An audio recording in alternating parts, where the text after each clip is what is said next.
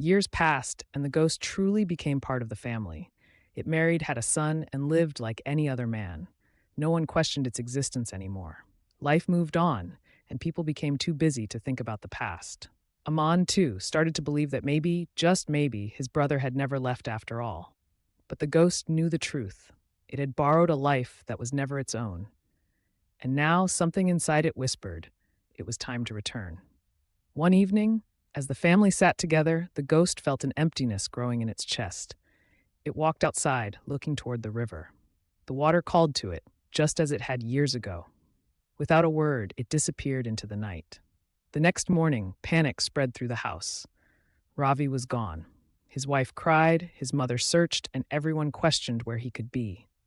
That's when Aman, after years of silence, finally spoke. "The truth is, Ravi never came back that night by the river," he said, his voice heavy. "The one we lived with all these years was never really my brother. He was a ghost." A silence fell over the house.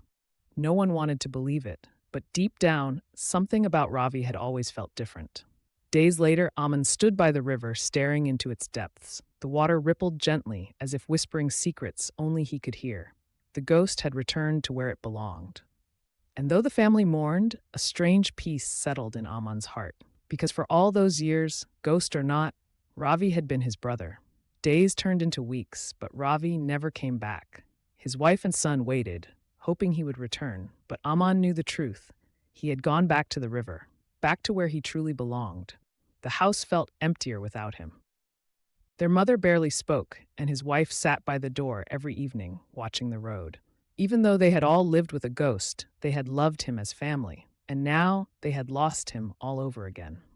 One night, as Aman walked by the river, he saw something unusual.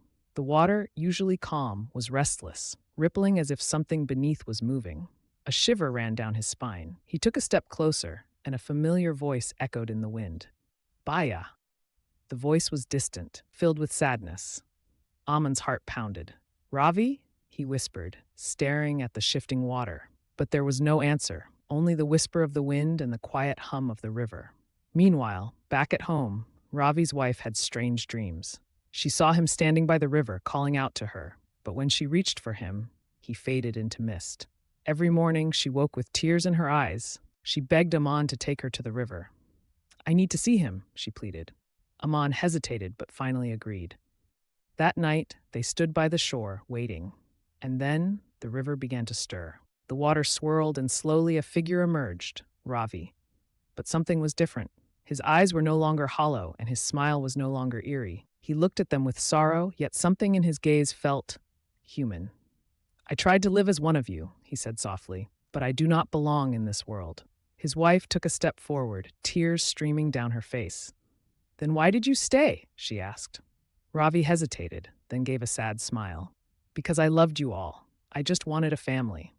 The wind howled, and as the first rays of dawn touched the river, Ravi's form began to fade. "Goodbye," he whispered, before dissolving into the water.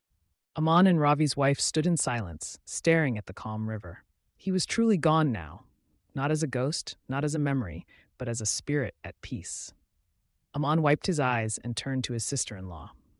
"Come on," he said gently. "It's time to go home." They walked back, carrying only the echoes of a brother, a husband who had loved, lived, and finally found his way back to where he belonged. Painted the sky in soft hues of gold and pink. Aman glanced back one last time, half expecting to see Ravi standing there, but there was nothing, only the quiet flow of the river, carrying away the past. He took a deep breath, feeling a strange sense of peace. Ravi was gone, but his love, his presence, and the life he had shared with them would never truly fade. Even between the living and the dead, could never be broken. And with that thought, ready to embrace the life that awaited,